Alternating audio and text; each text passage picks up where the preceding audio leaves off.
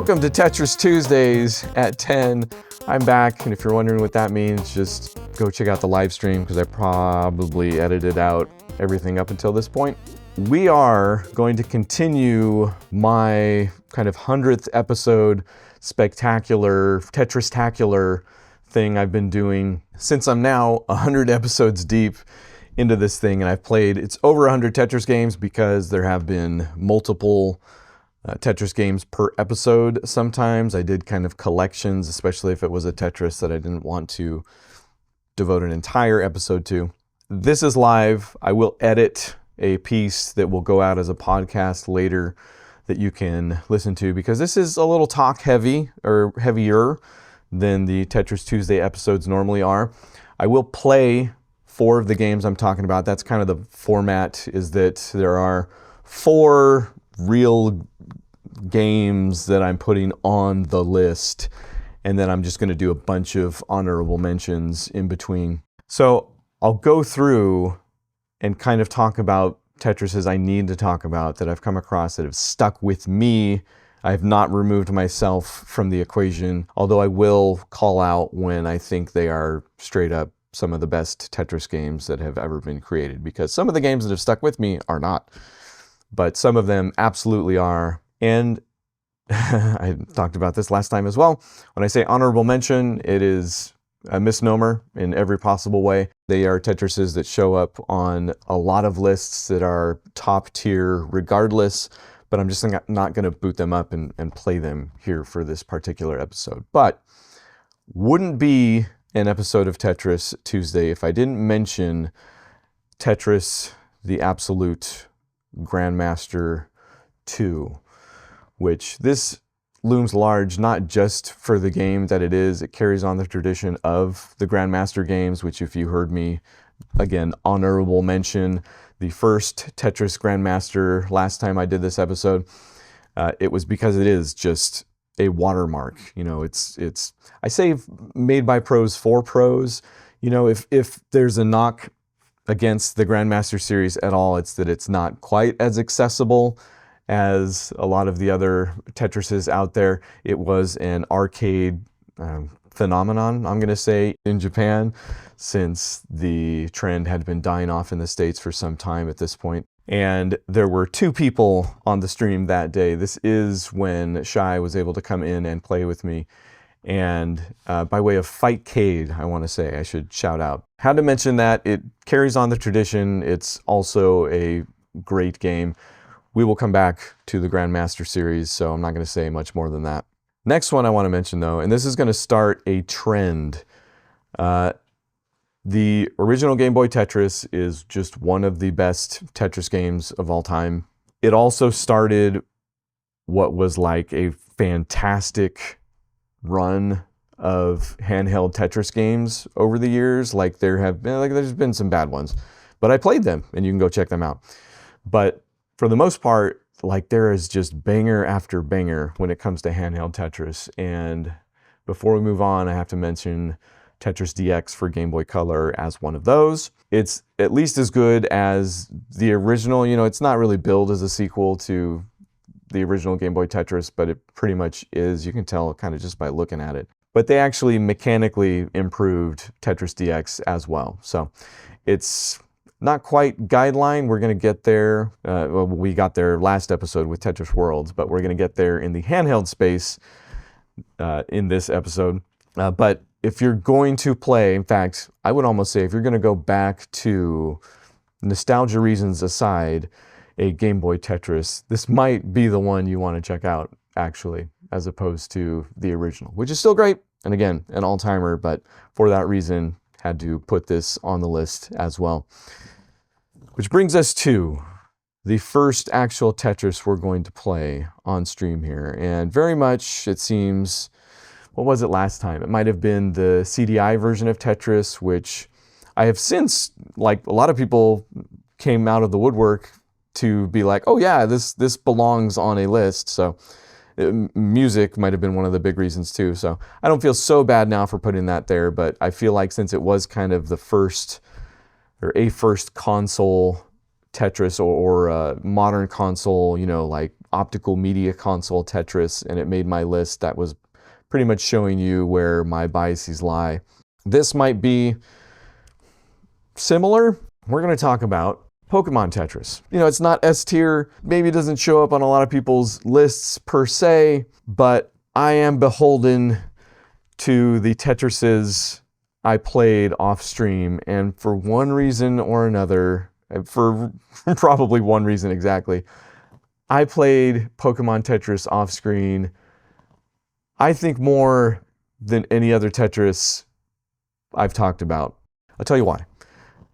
I had to catch them all. I don't know how else to put it, honestly. It's made for its own little handheld. You can see, not here, but you can see the cartridge. It's like a little tiny, like way smaller than a Game Boy, like Tamagotchi size looking thing, but with buttons and an actual one shoulder button, which you could use to do something that has not been done previously or since.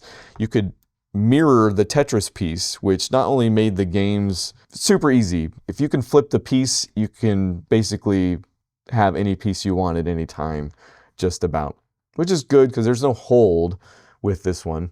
Other than that, it's just catching all the Pokemon. I got it on my analog pocket. It was not an obscure Tetris game, which Pokemon Tetris, I probably should have realized. It is one that people have preserved in many different forms. I'm going to play it on my RetroArch here on my Xbox Series S, but having it on my analog pocket, you know, which is basically just the Game Boy form factor, and being able to take it with me to places, even if it was just the other room. In fact, I should be playing that right now so I can show you all of the Pokemon I have captured by way of that game. And then altogether, at the end of the day, there are 251 Pokemon in the game anyway. So right now, we're going to see how it goes. And by see how it goes, I mean we're going to see if I can talk and play at the same time, which has not always worked. The reason I went with the analog version, in fact, I think I might have played that for the stream as well. Like, you can barely hear it coming through on the low end, so play your analog pocket version of Pokemon Tetris if you have to. And you might have to. Again, I don't think this is a bad Tetris. It's inconsequential in a lot of different ways. So we'll keep it at Rookie because I can still show you how to capture a Pokemon on Rookie. It does have hard drop, thank goodness. It kind of has a lock delay too, actually. If I don't hard drop it, you can see it kind of dips down and then comes back up right there. But how you capture said Pokemon over there is you get a Tetris ready, and then you drop it in, throws the ball, catch yourself a Caterpie or Caterpie. And if you don't capture them quickly enough, they will disappear on you over there. So since there is no hold, there is kind of that aspect of trying to have something lined up, because the Pokemons you've already caught will also start to show back up. So you kind of need to have some Tetrises ready and a line ready. Horsey! And I'm not even taking advantage of the mirror mechanic. There it is, right there. Look at that. Switched it up. Caught me in cans? You get it. That's Pokemon Tetris. You can, quite literally, I don't know if I'll ever catch them all again. But should you want to, the work has been done for you, both in preservation and mathematics. Shy in the chat, sorry, can't always see when I'm streaming. Mirror sounds way too overpowered to be given to the player. It is, which I'm glad it does, because again, there's no hold, but also the more difficult they make it to, because at some point you catch so many that the repeats keep showing up and you have to do things differently to get the ones that you haven't got, but also you need to, again, be ready with the Tetris and be ready with the eyepiece. So if they didn't put concessions like that in there, I think it would be a little too frustrating. I mean, maybe I'm just in it for the fair weather anyway, but you are not wrong. There's a reason why that mechanic hasn't shown up before or since. Really trivializes the game is the word I'm looking for, I want to say, mechanically. But again, I would include Pokemon Tetris in kind of this string of fantastic handheld Tetris games, along with Tetris for the WonderSwan Color from 2002. This was, I want to say, if not the first, one of the earliest guideline Tetris games fully in the palm of your hand, which probably didn't mean much at the time. And again, I'm bringing myself to this list more than actual science. Like, I almost bought a WonderSwan. I enjoyed this version of Tetris so much. In fact, I'm not ready to say I never will. I also liked it better than, because your other option was really, especially if you were looking at a Game Boy Tetris at this time, which the WonderSwan was obviously going right up against, and managed to capture like a percentage of the market share, which was still enough to make it successful in a way, even though it was short-lived. But if you went to the Tetris Advance version of the game, which was kind of the contemporary, it's not as good, I think, by far. So was really impressed with Tetris for the WonderSwan Color. I also got stuck on the 40 lines mode, where they did something different that I kind of wish, again, for my level of Tetris play, more Tetris games would do. They made it so a single is still one line clear, but if you do a double, you actually get credit for 3, a triple is 5, and a Tetris is 8. And then if you do back-to-back Tetrises, it counts for 12 lines cleared. So you can actually, like, I actually hit a 30-second record on that game because of those concessions. But also it plays, it's really sharp. So like, no complaints. Oh, actually, no, the music wasn't great. One complaint. But had to mention WonderSwan. And then 2004 happened. And let me tell you, I had thought about saving this for the end, but who wants to end any Tetris stream with the worst Tetris you've ever played? So let's put it right smack dab in the middle, and I've still got it with me. The Play TV version of Tetris, which comes with it. So it's one of those things where it's like built into the remote, you know, and it's got this interesting control scheme where you're controlling the blocks with this. It's a fun, neat little tchotchke of a controller, of an idea, maybe. But then the game sucks out loud. And holistically so. You know, I'm lucky enough, quote unquote, that I could hook it up to a scaler and give you a possibly 1080p version, I think might have been, but you wouldn't have known by looking at it. They managed to make it look and feel bad all the way around. It's unfortunate because this exists. Mina no Tetris from 2007. This is what Japan got, and I've been trying to talk this dude down. He's had this up since I did that stream. So for months now, he's had this on eBay and nobody's biting. He's even raised the price. It was 50 something when I was trying to talk him down before, and now he thinks he can get 78 bucks for it and 90 cents. In fact, I think I finally went up to 50. I sent him an offer and he still shot me down and then sent something back that was like 75 bucks. And I'm like, it's okay. It's his Tetris. He can do what he wants. Yeah, Japan always has the coolest things, Shy in the chat. Yeah, I will tell you what. I did play a Tetris for a satellite TV service, Sky Games. They released a Tetris for satellite TV. They were not alone. This happened a lot. But the developers, I want to say Denki, went to the trouble of preserving it. I played it, and it is to this day the only Tetris game that had the guts to declare me a grandmaster. See? Right there.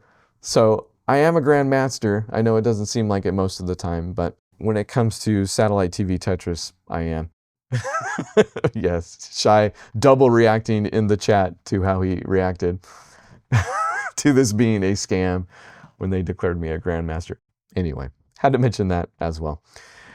Also had to mention, this is the next one that's on the list. This is also S tier. I'll say it right now. This is one of the best Tetrises that's ever been made. Everybody knows it but me. Everybody can play it better than me. It's Tetris the Grandmaster 3 Terror Instinct. Isn't it, Shy, right?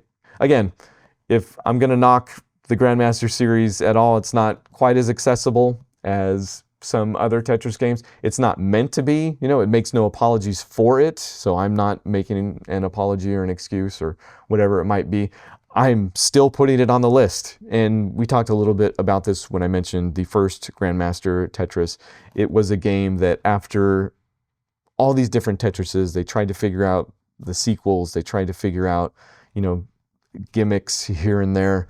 This was a Tetris series, the Grandmaster series, that was like, no, Tetris is just a perfect game. What if we make it more perfect in a way? What if we emphasize the strengths rather than trying to make something new about it? And they probably end up doing both in the process. This is the wiki entry for it. It is long and storied and intricate, but for that reason, Tetris, the Grandmaster 3, is a game that is in conversation with what Tetris has been, what it can be, what it should be. Again, to the nth degree, at the deepest level, Tetris, the Grandmaster 3, is the best. S tier for sure. Top 5 for me. Again, still not being able to take advantage of half of what I'm showing you here on the Wikipedia entry. It's just an insane accomplishment of game design. In fact, why don't I show you? You're going to be able to hear it through this microphone right here. So it's going to be a little, jankier than normal, and it's running at 60 hertz. So at normal speed even. How crazy is that? Hold on, I gotta connect. How's the volume on that, by the way? And since it's an arcade emulation, you can just pump in the quarters. Love to do it. This is how much money I didn't have in 2000 whatever. Okay, tell you what I'll do, because you heard me go on and on about Tetris for Cardcaptor Sakura. I will just, no data, and I'll choose classic rule because that has Sonic Drop, and then we'll do Sakura mode, which I didn't spend a lot of time on last time, I want to say, but would be the mode I'm sure I would clock in on, obviously, were I to play this in the wild. Obviously, since it's an arcade game, it's a lot more punishing and fireworky.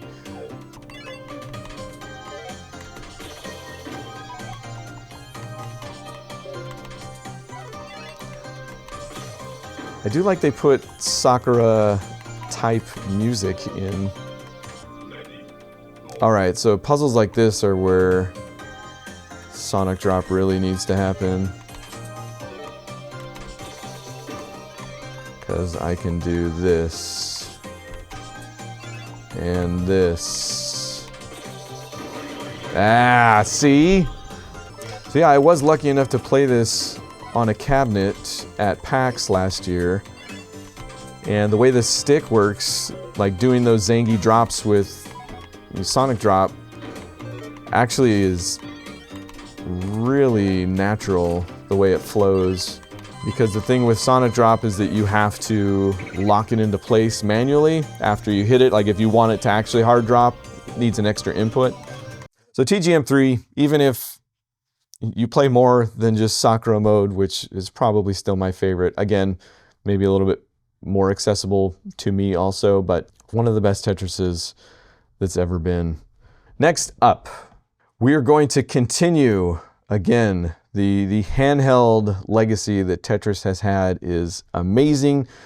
I'm going to move right into another that made my list. And I'll tell you what, it was hard to choose between Tetris DS and Tetris Axis for 3DS, which I played pretty darn recently, just a few weeks ago.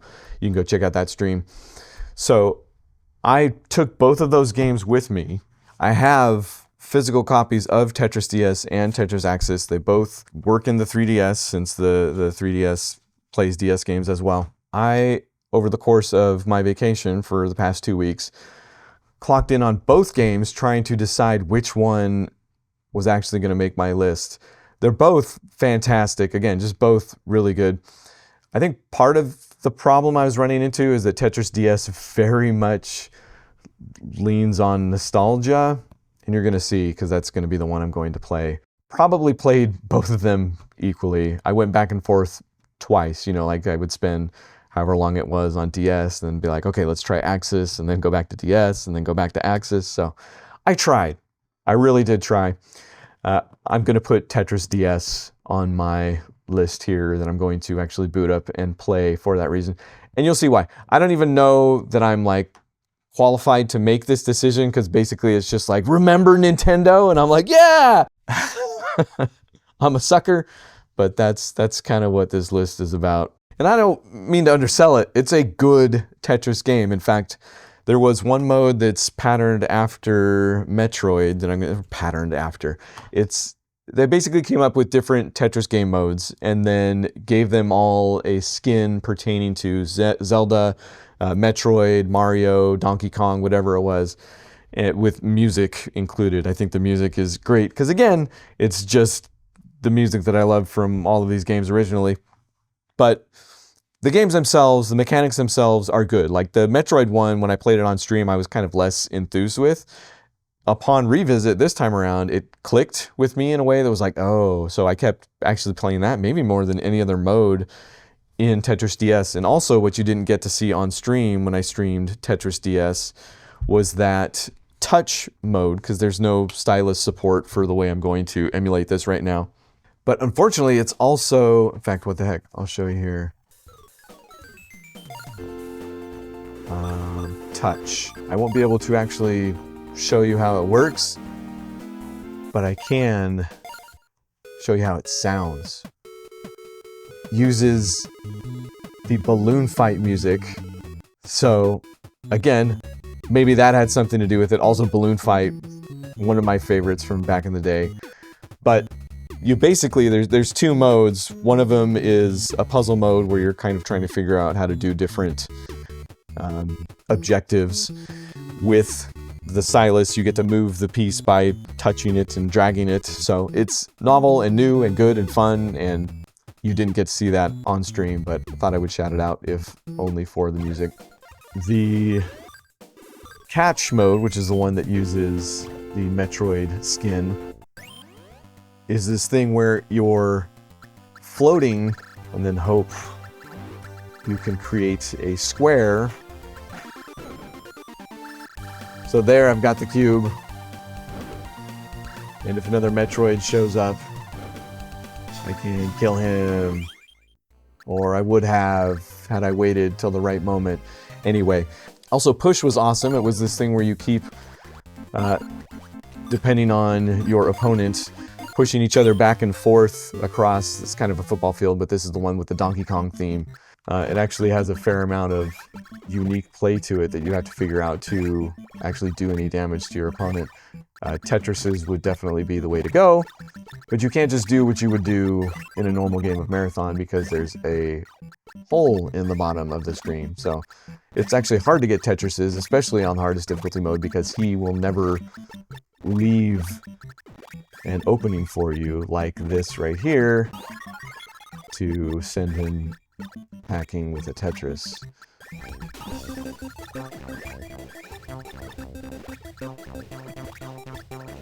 And yes, it's the music I love from all of these games, but I think the integration is pretty great.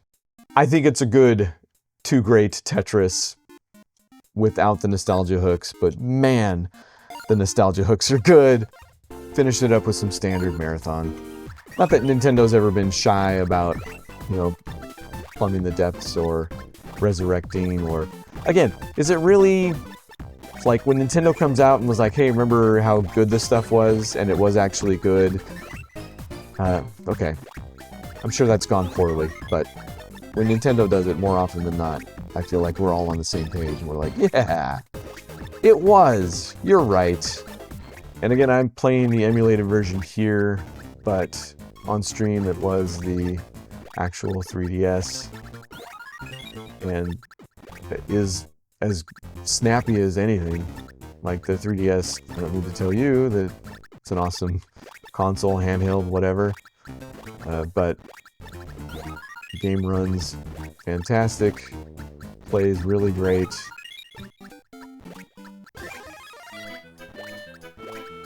Oh yeah, this has to be it. This has got finale level written all over it. See, See, it's using the Tetris theme while I play Tetris. So Tetris for the Nintendo DS or Axis, I couldn't necessarily decide between the two, but I knew one of them needed to go on the list. So before we leave mention of Nintendo Tetrises, this is another one that very nearly made the list. I should be booting it up and playing it for you right now. But Tetris Party, the original Tetris Party was for the Nintendo Wii downloadable eShop thing. And then they actually did do a physical release of it a few years later in 2010 as Tetris Party Deluxe. It's fantastic. It's also where I was introduced to the climbing mode for the first time and really enjoyed. This one is probably the most full-featured. It did show up again later in Tetris Axis. It might even be in the DS version of Tetris Party, which there was, and I didn't play for the stream. I think I might have to go back and do that. But helping this little guy climb up and possibly killing him in the process, just pretty fun. If you haven't played Tetris Party, go check it out. I think it might be the most watched stream I ever did too. A worthy honorable mention, you could say. Next up, next one that's going on the list, we're going to try and play it right now. Kind of took me by surprise. A lot of these I had once I knew I was going to do this 100th episode and was going to talk about some of my favorite Tetrises from over the years, I had a list probably about 8 long, so I don't think I did much work beyond it. But this wasn't on it. And I'm late to the party. I'm late to the party on all of these, but I'm late to the party especially on Tetris Friends, which is a Flash game, and I don't know why I said it like that. There are lots of good Flash games out there. Certainly there are lots of bad ones too. This might have been where shovelware was invented, if not perfected, in a way. So I guess I didn't have a lot of hope for the Flash era of Tetris. It came at a time where Tetris Online Inc. was kind of the publishing or developing body. And, they did like Tetris Splash for the 360, which we'll talk about in a second. But they also did a lot of, again, online Tetris games that I guess I didn't expect to be as good as they were. And Tetris Friends, when I say late to the party, it was something that caught on in the community like I probably should have noticed at the time. Facebook hooks aside, I guess Facebook gaming was pretty big at one point also. So this was just maybe them entering that space, but also, I don't know if they dominated that space. For me, they did, because I will say this is probably the best, and I'm beyond bias, but best Flash game I've ever played. And I've got it jury-rigged. I've done the thing where it's going through a gamepad mapper, and I've binded the keyboard to buttons on this Xbox 360 controller. So by all means, there should be some issues. I feel like it shouldn't feel as good as it does even when I do that. And it feels great. It is snappier than any game. It is just also very pleasant. The sound effects, the voice that they have in there. And I'm going to play it by way of Flashpoint, which is this repository of Flash games and animations they're doing God's work out there. They've really brought it together in a way. There's a website too called flashmuseum.something that I have patronized a little less. It's probably why I don't know the actual URL. But even after all of that, this I feel like needed to make my list because I had such a good, impossibly good time playing it. This is probably not the way to go about talking about a Tetris that people know and love. So this is like standard Tetris Friends. This is what you would have seen had you gone to the website. I don't know if it existed on Facebook proper. I think you still went to the Tetris Online website, and this was just the Tetris. But again, a lot of people did that. This was the Tetris for a very long time. In fact, I'm with the community at this point. Why did they shut it down, honestly? But you can see, even again, with the way I have it set up, which is not the normal way, even running through this Flash game repository, it just plays great, feels great. I like the look of it quite a bit. It's full-on guideline, colors and all, but it does have several different modes. They just show up as different URLs, basically, is what it was. So they're different games in this particular Flash repository. So I didn't play a lot of Facebook games, but I wish I would have played this one instead of any other that I did play. And it goes deeper than, again, all of these go deeper than I am giving them credit for, than I am displaying here. So you get the idea. Then, in what is just a remarkable twist of fate, the thing that time does, where something that you surely would have or used to hate becomes good, if not dumb, in just the best way. This was also where advergaming became something that they tried. Again, I never ran into any of these in the wild, so I don't know how well it caught on, but we have Tetris Acorn Drop, which was something that came about when Ice Age Dawn of the Dinosaurs was in theaters or about to be in theaters. We've got Foot Locker Tetris. We've got Burger King and Coca-Cola Tetris. So again, it's dumb. They're dumb, but so beautifully, wonderfully dumb. What the heck? Let's do Tetris Acorn Drop. There we go. And if I didn't have to set this up for every single one of those instances, I would probably show you them all, but I think you'll get a feel for the level of awesome that we're talking about here. Mechanically, is it different if I'm collecting acorns instead of lines? I don't know, I guess. But the game itself just plays, which is the other weird thing. It plays like as well as any of those other Tetris games, or Tetris Friends game that I was playing a second ago. It's not TGM level. There are probably better Tetrises, you know, like Game Boy Tetris even, which doesn't have all of the guideline niceties about it. Probably a better Tetris than Tetris Friends or Acorn Drop. Bushel up! It's so stupid. Okay, that's probably enough of this. Jeez. Those are the Tetrises for this episode. Those are the others I wanted to call out in terms of Tetrises that stuck with me over the years. Pokemon Tetris for the Pokemon Mini, Tetris the Grandmaster 3, Terror Instinct, S-Tier, Tetris DS for Nintendo DS, or if you gotta, and you probably should still, Tetris Axis for the 3DS, and Tetris Friends for the internet, I guess you could say.